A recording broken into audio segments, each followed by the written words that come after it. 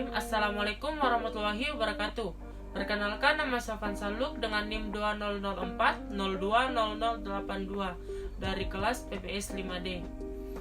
Nah, di sini saya akan menjelaskan kembali materi yang telah diberikan oleh Ibu Andi Nur Magafar SMK, yaitu mengenai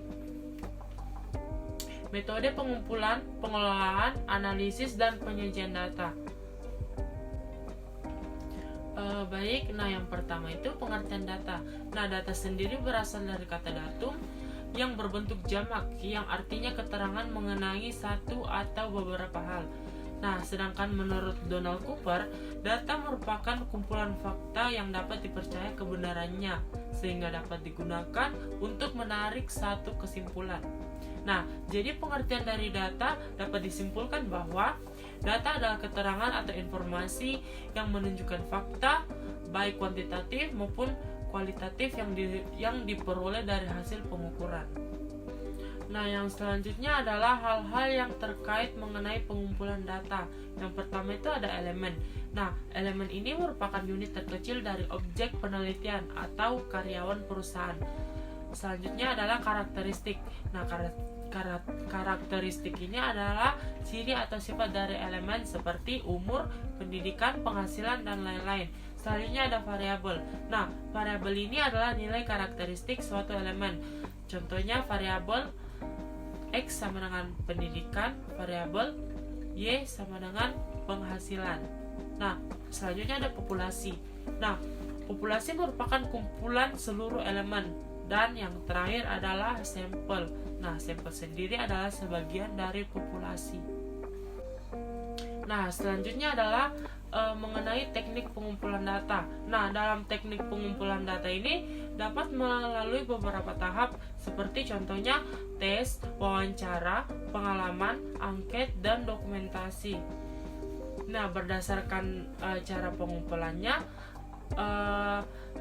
pengumpulan data ini terbagi dalam yang pertama itu ada pengamatan atau observasi, selanjutnya penelusuran literatur, selanjutnya ada penggunaan kuesioner atau angket, dan yang terakhir adalah wawancara atau interview. Berdasarkan banyaknya data yang diambil dapat dijadikan seperti sensus dan sampling. Selanjutnya adapun metode pengelolaan data. Yang pertama itu pengelolaan data secara elektronik. Yang pertama perlu bantuan komputer, meminimalisir tingkat kesalahan, perlu adanya program sesuai dengan kebutuhan, dan dapat dilakukan pengelolaan data lebih lanjut. Yang kedua itu pengelolaan data secara manual. Yang pertama dapat dilakukan untuk jumlah observasi yang tidak terlalu banyak, butuh waktu yang sangat lama, contohnya seperti pada saat pelaksanaan pemilu. Adapun bentuk penyajian data, yang pertama itu ada tabel. Tabel merupakan kumpulan angka yang disusun menurut kategori sehingga memudahkan dalam pembuatan analisis data. Yang kedua ada grafik. Grafik merupakan gambar yang menunjukkan secara visual data berupa angka maupun simbol yang biasanya berasal dari tabel yang telah dibuat. Selanjutnya materi jenis data.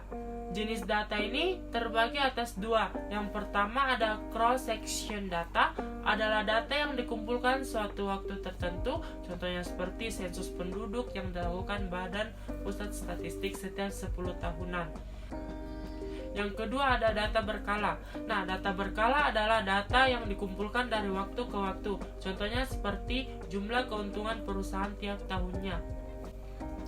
Itulah tadi sedikit materi yang dapat saya jelaskan kembali mengenai metode pengumpulan, pengelolaan, analisis, dan penyajian data. Kurang dan lebihnya mohon dimaafkan. Wabillahi taufiq wal hidayah. Wassalamualaikum warahmatullahi wabarakatuh.